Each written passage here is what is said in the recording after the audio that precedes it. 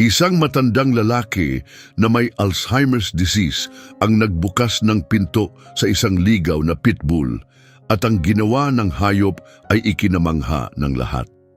Maingat na kumilos si Marco sa masikip na kusina, naghahanda ng almusal habang ang amoy ng bagong timplang kape ay pumuno sa silid.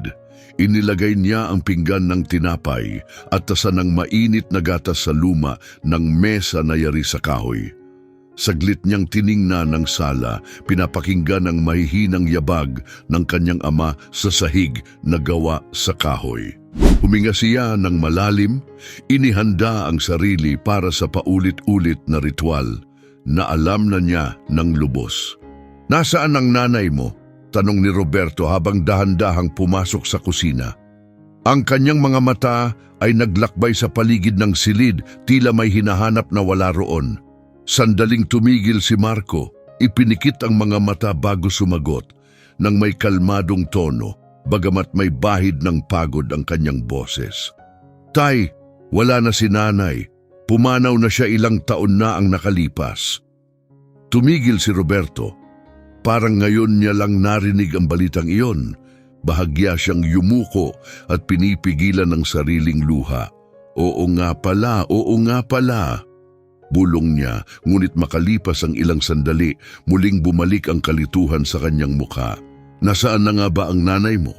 Napabuntong hininga si Marco at inilapag ang tasa ng kape sa mesa nang may kaunting diin. Ang walang katapusang pag-uulit ng mga tanong, ang pare-parehong gawain araw-araw ay unti-unting bumibigat sa kanyang balikat.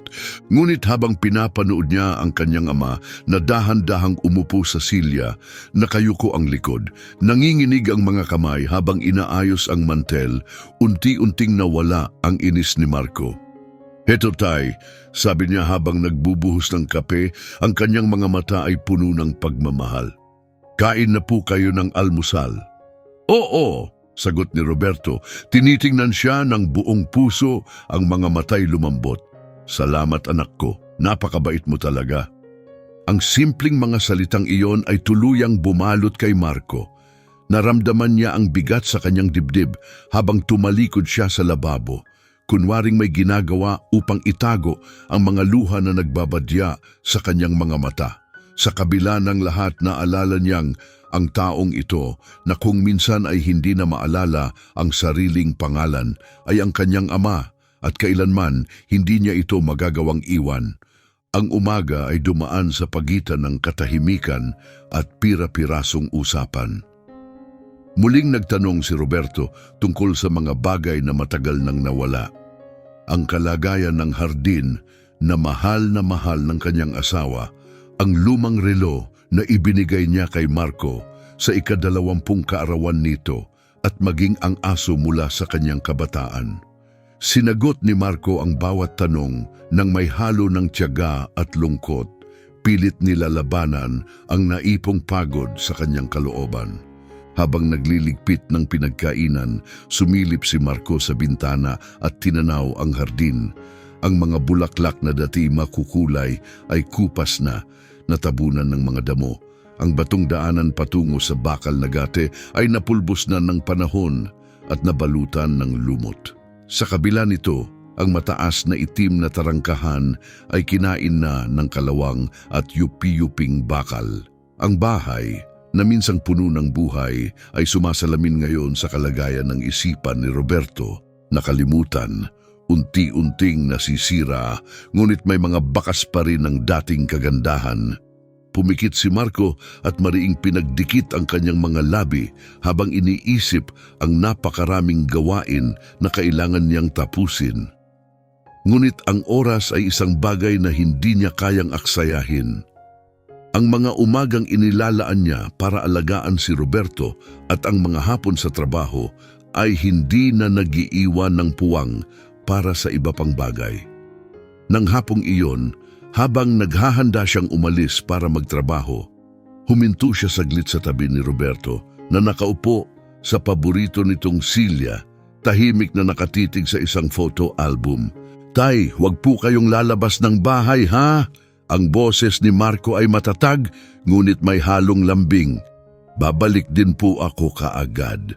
Bahagyang tumango si Roberto, abala ang kanyang mga daliri sa paghagod sa isang litrato ng kanyang asawa. Nanatili si Marco ng saglit, ang kanyang puso'y puno ng pag-aalala at pagkakonsensya. Isang mabigat na buntong hininga ang kanyang pinakawalan bago niya isinara ang pinto. Iniiwan si Roberto kasama ang kanyang kumukupas na alaala.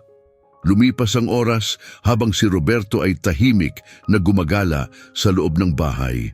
Ngunit kalaunan, isang hindi mapakaling pakiramdam ang nagtulak sa kanya papunta sa hardin.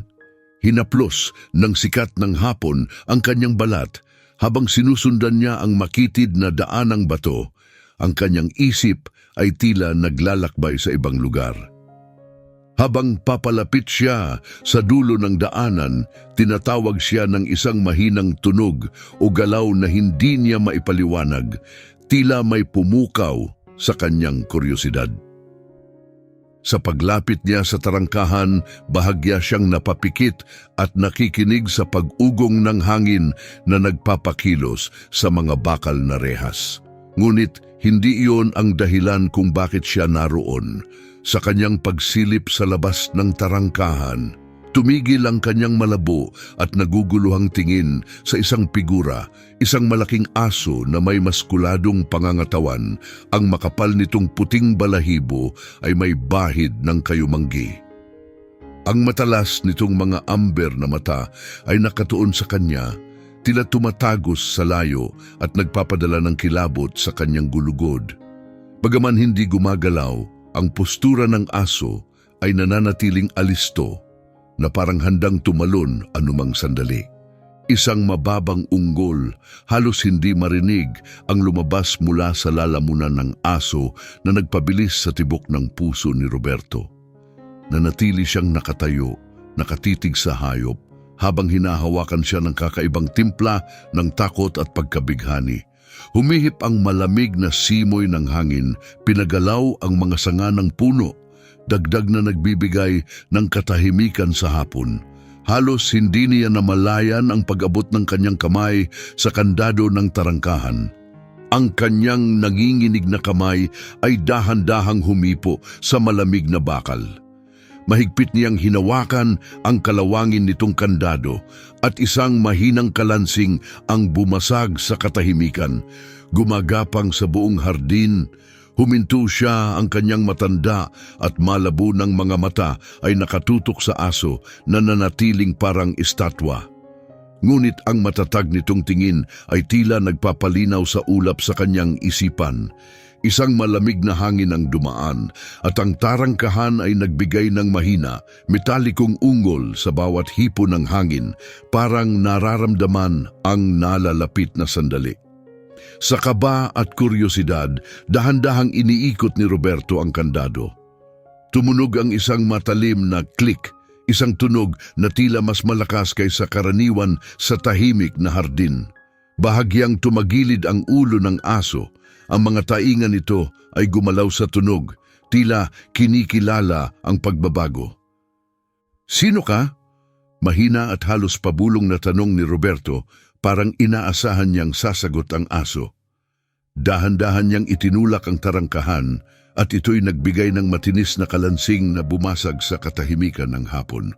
Maingat na humakbang ang aso papalapit habang si Roberto naman ay likas na umatras, mahigpit na hinahawakan ang gilid ng tarangkahan para sa suporta.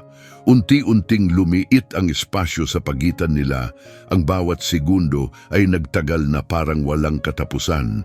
Dahan-dahang lumapit ang aso, ang ilong nito'y gumagalaw-galaw habang inaamoy ang paligid. Isang mababa, malalim na ungol ang nagmula sa lalamunan nito, umalingaw-ngaw sa hangin at tila tumagos sa dibdib ni Roberto. Ang matalas nitong mga amber na mata ay hindi umaalis sa kanya, tila sinisiyasat ang bawat galaw niya upang alamin ang kanyang intensyon. Sa kabila ng panginginig ng kanyang likod at kamay at ng ulap ng kalituhan sa kanyang isipan, hindi maikakaila ang pagkabighani ni Roberto sa presensya ng aso. Isang kakaibang timpla ng takot at katahimikan ang bumalot sa kanya na para bang sa isang primal na antas. Alam niyang hindi siya sasaktan ng aso maliban na lang kung siya mismo ang mag-uudyok nito. Dahan-dahan lang, wala akong balak na saktan ka, mahina niyang sinabi, halos pabulong lamang.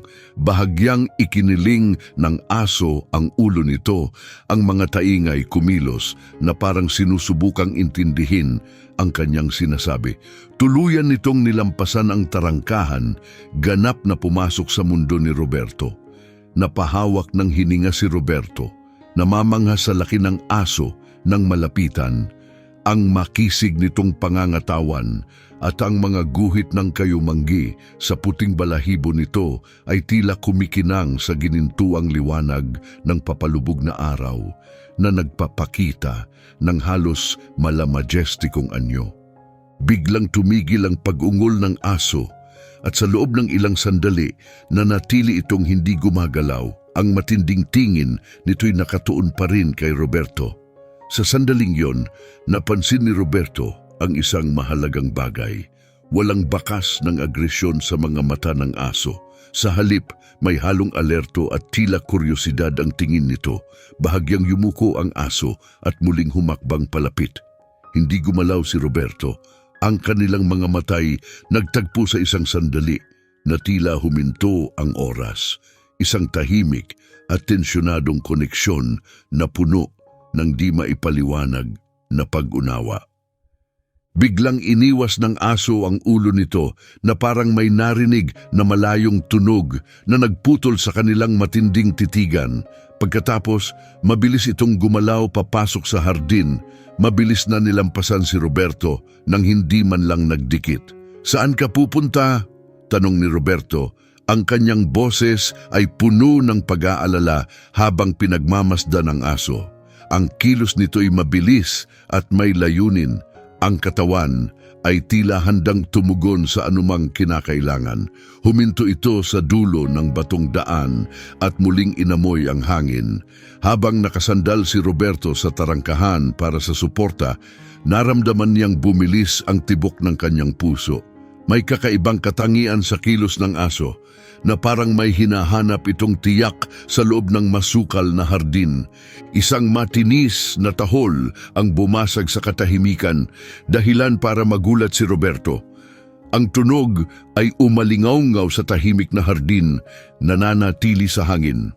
Muling tumahol ang aso, mas malakas na ngayon. Bago ito mabilis na tumakbo papunta sa likuran ng bahay, naglaho sa mga palumpong. Kumunot ang noo ni Roberto, halong kalituhan at lumalaking kaba ang naramdaman niya.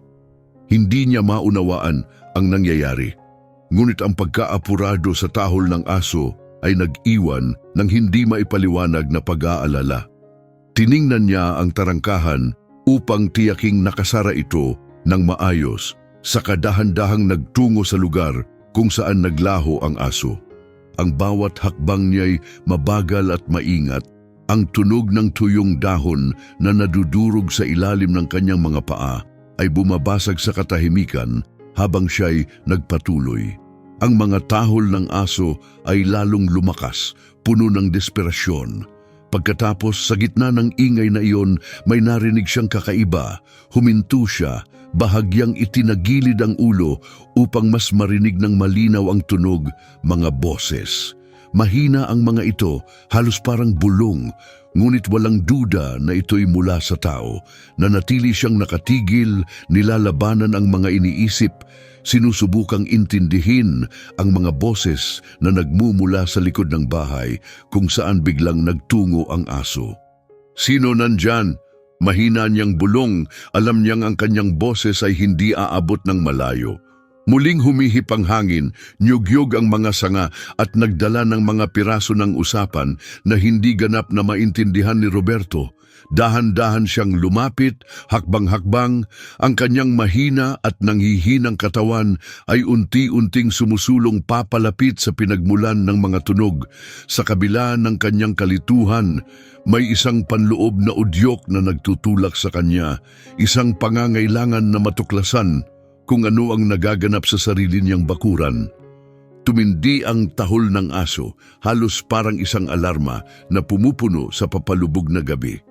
Pinaghalong kaba at determinasyon ang nagtulak kay Roberto na bilisan ang kanyang mga hakbang habang papalapit siya sa likod ng kanyang ari-arian. Sunod-sunod ang tanong sa kanyang isipan. Sino ang mga taong ito? Bakit sila nasa kanyang hardin? At ano ang dahilan ng galit na reaksyon ng aso?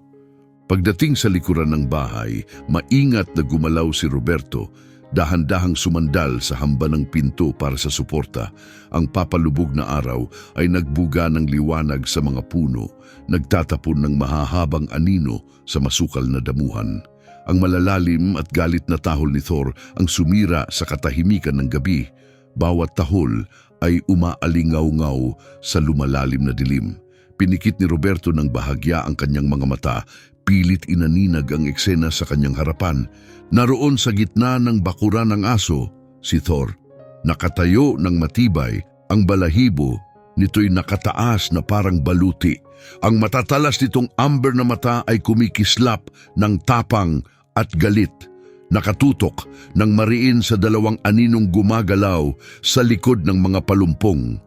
Dalawang figura nakasuot ng madidilim na damit at may mga backpack na nakasabit sa kanilang mga balikat, ang tila natigilan sa presensya ng aso. Ang isa ay may hawak na bakal habang ang isa naman ay nakayuko, abala sa paghahalungkat ng mga gamit mula sa kanyang mga kagamitan. Anong ginagawa niyo rito? Pilit na sigaw ni Roberto, ngunit ang kanyang tinig ay naging mahina at nanginginig na bulong. Ang kanyang lalamunan ay tila nabara. Ang kahinaan ng kanyang katawan ay sinira ang lakas na nais niyang ipakita. Narinig ng isa sa mga lalaki ang mahina niyang tawag at bumaling ito. Ang mukha ay naghalo ng gulat at inis. Matanda, bumalik ka na sa loob, sigaw nito ng may pagbabanta. Sa narinig, muling umungol ng malalim si Thor, isang nakakatakot at mabalasik na tunog na nagpatigil sa kasama nito. Sa isang mabilis na galaw, sumugod si Thor. Ang kilos nito'y makinis at mabilis, parang isang anino na humahagibis sa direksyon ng kanyang target. Itinaas ng lalaking may hawak na bakal ang kanyang sandata para ipagtanggol ang sarili, ngunit tinamaan siya ni Thor ng may kahangahangang lakas, dahilan para siya'y bumagsak ng malakas sa lupa. Sa gitna ng mabangis na tahol ni Thor, ang sigaw ng intruder ay umalingaw-ngaw habang nagpupumilit itong makawala, ngunit mahigpit na nakakapit ang mga pangil ni Thor sa kanyang bisig. Pinanatili siyang nakadapa. Samantala, ang pangalawang magnanakaw nang makita ang sinapit ng kasama ay mabilis na kumuha ng patalim mula sa kanyang backpack at lumapit kay Roberto. "Huwag kang lalapit!" babala ni Roberto. Nanginginig ang boses habang itinapat ang hawak niyang kahoy na tabla na parang espada laban sa magnanakaw, na nagtatakda rin ng kanyang patalim ng may pagbabanta. Nanginginig ang mga binti ni Roberto, ang kanyang katawan ay nanghihina dahil sa edad at takot. Ngunit isang munting alab ng determinasyon ang sumiklab sa kanyang kalooban, pinipilit siyang huwag sumuko. Mabilis na tumingin-tingin siya sa paligid ng bakuran, naghahanap ng anumang bagay na magagamit para ipagtanggol ang sarili. Napansin niya ang isang kahoy na tabla na nakasandal sa bahay. Paika-ikang lumapit siya roon at sa malaking pagsisikap yumuko upang kunin ito. Nangangatog ang kanyang mga kamay habang mahigpit niyang hinawakan ang tabla. Si Thor, habang pinipigil pa rin ang unang magnanakaw sa lupa, biglang tumingin kay Roberto nang marinig ang tunog ng patalim na humahati sa hangin. Patuloy ang maingat na paglapit ng pangalawang magnanakaw.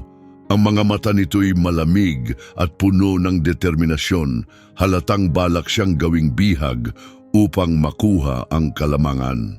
"Tumigil ka dyan!" sigaw ng magnanakaw, bahagyang pumutol ang boses nito. Halatang takot din sa mabangis na aso sa kabila ng kanyang mapanlinlang na postura. Tumindig ng matatag si Roberto, hawak ang tabla bilang depensa. "Huwag kang lalapit," muling sabi niya. Mas matatag ang boses, ang kanyang desisyon, malinaw sa kanyang mga mata habang hinarap ang nakakatakot na figura. Sa sandaling iyon, binitiwan ni Thor ang unang lalaki na bumagsak sa lupa habang napapangiwi sa sakit. Sa isang mabilis at malakas na galaw, sumugod si Thor sa pangalawang magnanakaw. Bahagya pa lang itong nakapihit nang maabot siya ng aso na may matinding puwersa. Kumalansing ang patalim sa lupa at ang magnanakaw, litong-lito, ay nagtakang tumakbo papunta sa pader sa likuran, ngunit natitisod ang kanyang mga hakbang. Hindi siya binigyan ni Thor ng pagkakataong makatakas. Sa malalakas na pagtalo ng aso, mabilis itong nakarating sa lalaki at pinabagsak ito. Nagpupumiglas ang magnanakaw, pilit na umiwas, ngunit hindi bumitiw si Thor. Mahigpit niyang pinanatiling nakadapa ang lalaki. Si Roberto, na nanatiling nakatigil sa lugar hanggang sa mga sandaling iyon ay binitiwan ng kahoy na tabla at napaluhod. Nauubos na ang lakas dahil sa matinding tensyon.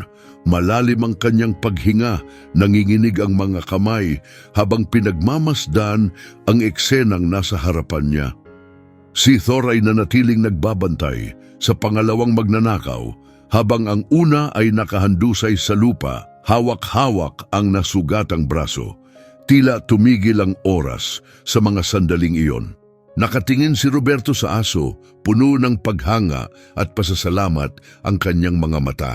Sa kabila ng kanyang kalituhan, alam niyang iniligtas ng hayop na ito ang kanyang buhay. Ang tunog ng susi na iniikot sa lock ang sumira sa katahimikan at bumukas ang pinto sa likuran. Pumasok si Marco, maputla sa pag-aalala, mabilis na iniskan ang paligid. Tumigil ang kanyang tingin kay Roberto, nakaluhod sa sahig, at kay Thor na pinanatili ang dalawang lalaki sa ilalim ng kontrol. "Tay!" sigaw ni Marco, mabilis na tumakbo papunta sa kanya habang mabilis ang tibok ng puso. Lumuhod siya sa tabi ng ama, inaalalayan ito ang mga matay ng lalaki habang sinusuri ang tagpo sa kanilang harapan. Bahagyang tumingin si Thor kay Marco, ang mga matay nananatiling nagliliyab ng matinding determinasyon. Wala siyang ipinapakitang anumang galit, kundi isang hindi matinag na layunin. Nilunok ni Marco ang kabang nasa lalamunan niya, hindi makahanap ng mga salita. Mahigpit niyang niyakap ang kanyang ama habang nakatingin sa aso na sa hindi maipaliwanag na paraan ay ipinagtanggol ang lahat ng kinatatakutan niyang mawala. Sa mabilis na tibok ng kanyang pulso at nanginginig na mga kamay, kinuha ni Marco ang kanyang telepono mula sa bulsa. Habang inaakay si Roberto gamit ang isang braso, nakatutok ang kanyang tingin kay Thor na nananatiling matatag, bahagyang nakalitaw ang mga pangil, nagbabantay sa mga nalupig na lalaki. Patuloy na nakaalerto si Thor. Tila alam niyang ang panganib ay hindi pa tuluyang lumipas. Mabilis na tumawag si Marco sa emergency services. "Kailangan ko ng tulong ngayon din," sabi niya nang may pagkaapurado. Pinipilit gawing matatag ang kanyang boses. Dalawang lalaki ang nagtangkang pumasok sa bahay. Nasa likod sila ng bakuran pero hindi na sila makagalaw. Isang aso ang humahawak sa kanila. Kinumpirma ng operator na agad magpapadala ng mga pulis. Pagkatapos ng tawag, huminga ng malalim si Marco habang nananatiling nakaluhod sa tabi ng kanyang ama. "Tay, okay lang ba kayo?" Tanong niya ng may halong pag-aalala. Napansin ang mga tuhod ni Roberto na puno ng alikabok at ang kanyang maputlang mukha na halatang takot. Itinaas ni Roberto ang kanyang mga mata upang tumingin sa kanyang anak. Ang tingin niya ay litong-lito. "Iniligtas tayo ng aso. Pakiramdam ko, pinoprotektahan niya tayo." Napakuyom si Marco sa kamuling tumingin kay Thor. Ang aso ay tila isang estatwa sa kanyang pwesto, hindi gumagalaw, pero handa sa anumang galaw ng mga magnanakaw. Isang tuloy-tuloy na mababang ungol ang nanggagaling sa kanyang lalamunan, nagpapakita ng kahandaang kumilos kung kinakailangan. Narinig ang paparating na sirena ng mga pulis, bumasag sa tensyon ng katahimikan. Bahagyang napatigil si Roberto, ang kanyang mga matay nagmamasid sa paligid. Tila hirap intindihin ang mga nangyayari. Agad tumayo si Marco at naglakad papunta sa tarangkahan upang buksan ito para sa mga dumarating na pulis.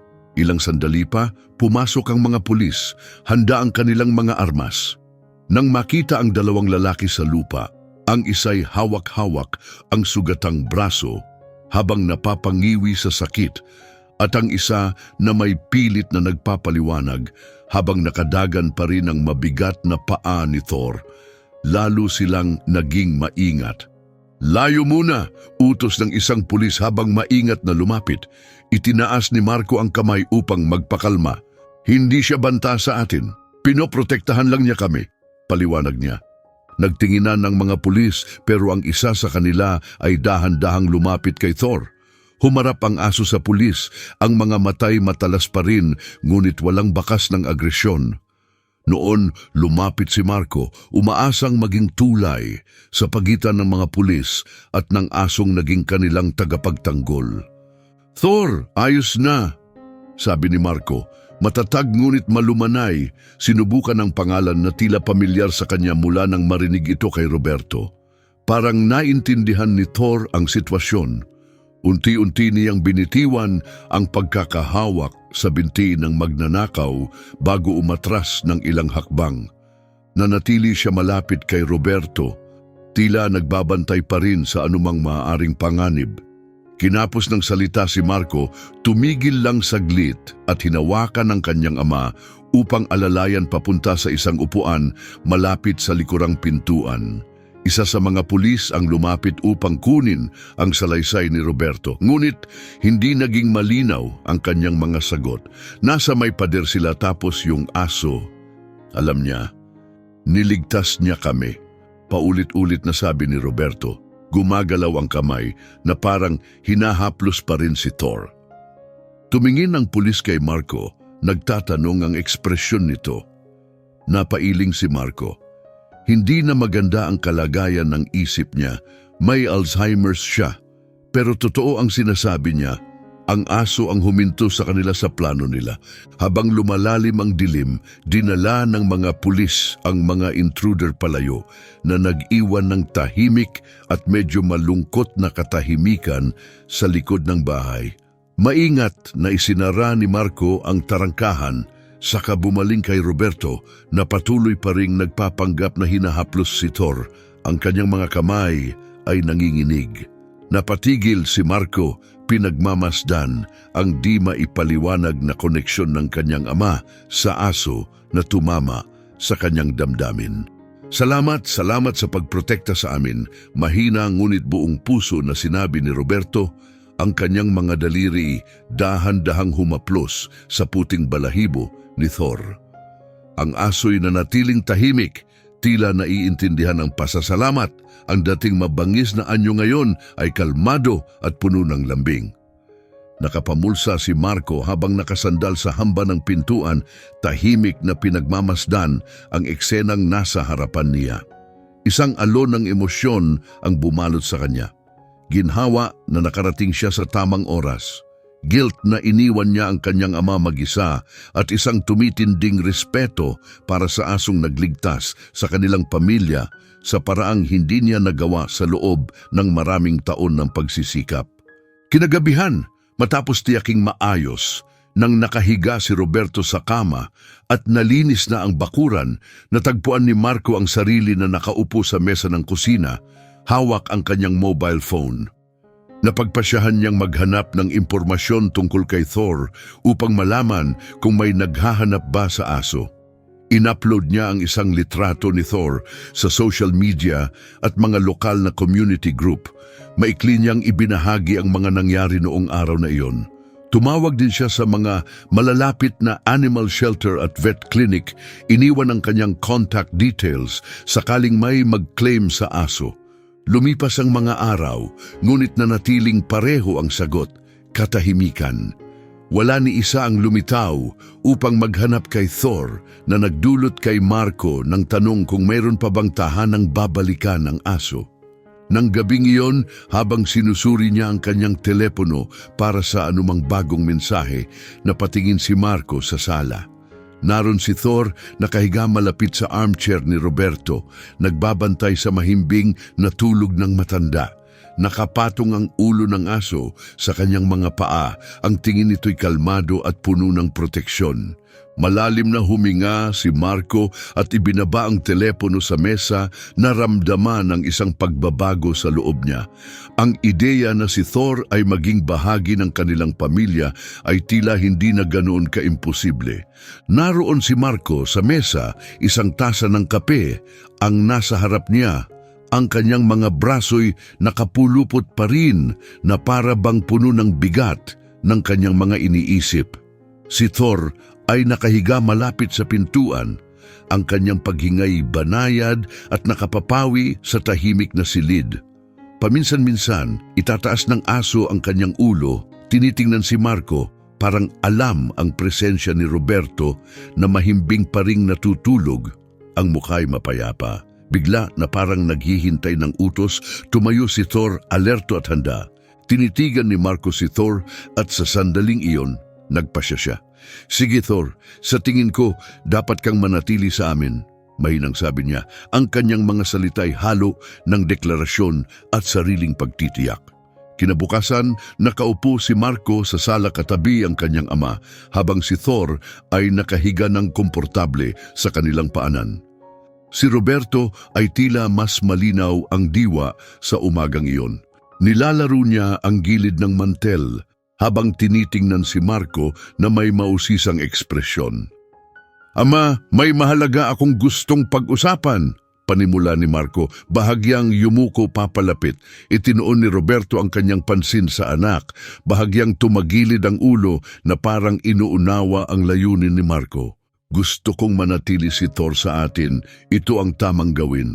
Saglit na natahimik si Roberto, tila napapaloob sa kanyang mga iniisip bago biglang lumiwanag ang kanyang mukha, tumingin kay Thor at ngumiti. Isa siyang mabuting tagapagbantay, ang ating tagapagbantay, wika ni Roberto na may matagal nang nawawalang tiwala. Tumimo ang kanyang mga salita kay Marco na nagdala ng matinding damdamin, dahilan upang ibaling ni Marco ang tingin upang maitago ang mga luhang unti-unting bumabalong. Oo, ama, yan mismo siya. Pagsang-ayon ni Marco, ang tinig niya'y puno ng emosyon. Mula sa sandaling iyon, si Thor ay opisyal ng naging bahagi ng pamilya. Ang kanyang presensya ay unti-unting nagbago sa dinamika ng tahanan sa paraang hindi inaasahan ni Marco. Si Roberto, na dati ginugugol ang umaga sa tahimik na paggupo sa kanyang silya, ngayon ay gumigising ng maaga upang maglakad sa hardin kasama si Thor. Magkasama nilang nilalakbay ang daang batong daanan, si Roberto'y masiglang kumikilos, parang nagkukwento kay Thor, habang si Thor naman ay nakikinig ng maigi, paminsan-minsan ay tumitilt ang ulo na parang naiintindihan ang bawat salita.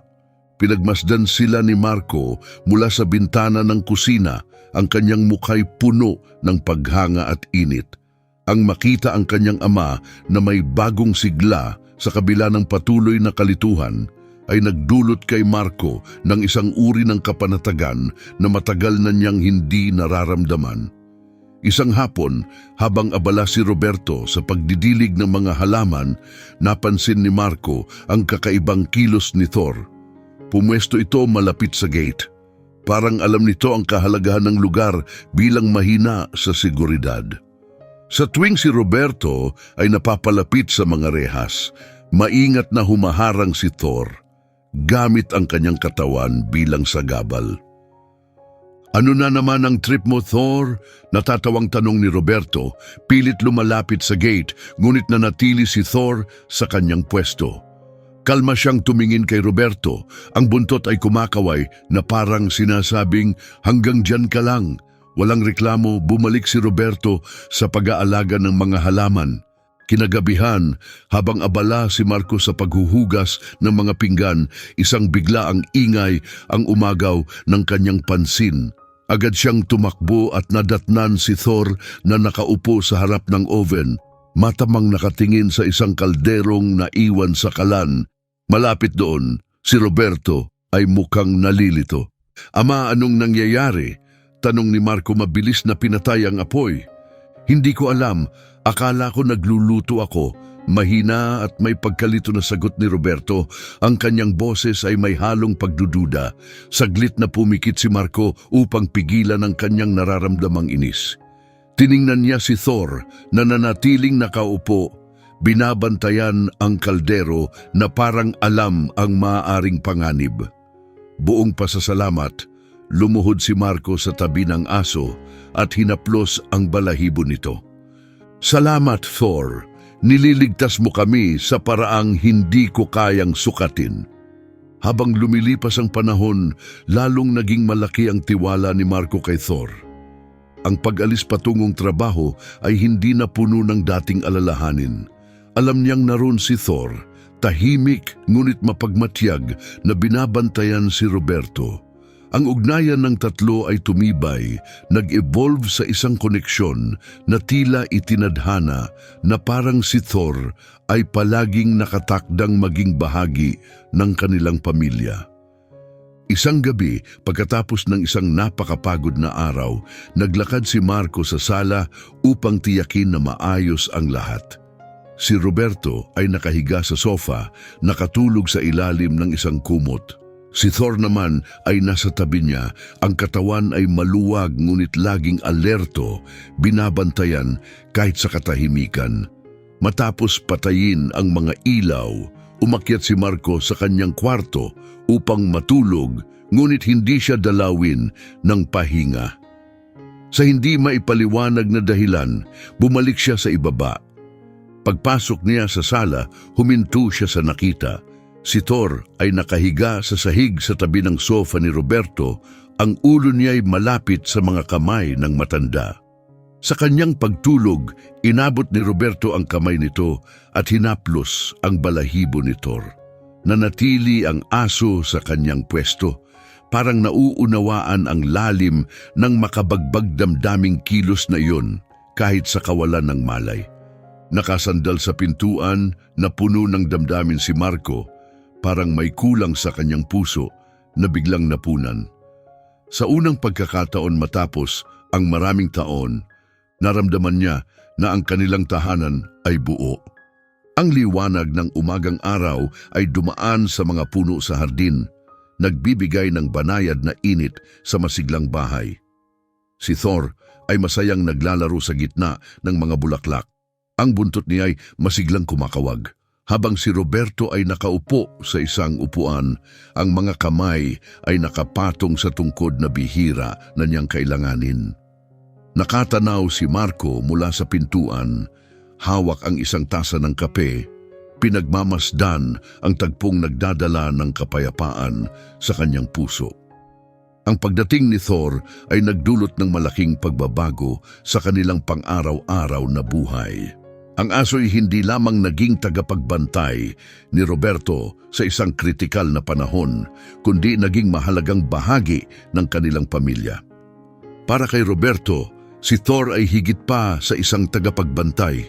Isa siyang tahimik na inspirasyon, hinihikayat siyang bumangon araw-araw. Ang kanilang paglalakad sa hardin, ang masayang paghagis ng lumang bola, at ang walang sawang presensya ni Thor ay nagbigay buhay muli sa isang bahagi ni Roberto na akala ni Marco ay nawala na, ang pagkakaroon ng layunin.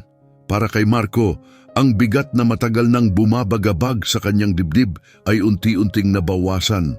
Ang pagkakonsensya niya sa hindi palaging pagiging available para sa kanyang ama ay napalitan ng pasasalamat. Si Thor ang nagdugtong sa puwang na, sa kabila ng lahat ng pagsisikap ni Marco, ay hindi niya magawang punan Ngayon nagagawa niyang magtrabaho ng may kapayapaan ng isip, tiwala na si Roberto ay nasa mabuting kamay o mas tamang sabihin mabuting mga paa. Nang hapon ding yon, habang ang tatlo ay nagpapahinga sa sala, biglang nagulat si Marco nang magsimulang mag-recite ng isang tula si Roberto.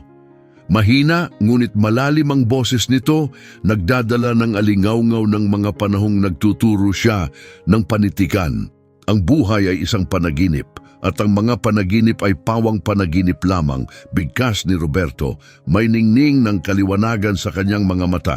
Sandaling tumitig si Marco sa kanya ng may paghanga, pansamantalang isinantabi ang librong binabasa niya. "Ama, naalala mo pa ba ito?" Tanong ni Marco, ang tinig niya ay nanginginig sa damdamin. Dahan-dahang tumango si Roberto, ang tingin niya ay lumambot habang tinitingnan si Marco ng may bihirang lambing. "Lagi ko itong sinasabi sa klase para maunawaan ng aking mga estudyante ang panandalian ng buhay." Ibinahagi ni Roberto, nag-iiwan ng aral na nanatili mula sa kanyang mga taong pagtuturo. Sandaling nawalan ng salita si Marco. Si Thor, na tila nauunawaan ang lalim ng sandali, ay tumayo mula sa kanyang pwesto at lumapit kay Roberto, marahang inilapag ang ulo sa kandungan ng matanda. Habang hinahaplos ni Roberto ang aso ng banayad, naramdaman ni Marco ang magkasabay na kirot at kaginhawaan sa kanyang puso. Sa mga sumunod na araw, naranasan ni Marco ang sunod-sunod na mga simpleng ngunit makabuluhang tagpo na hindi niya kailanman inakala.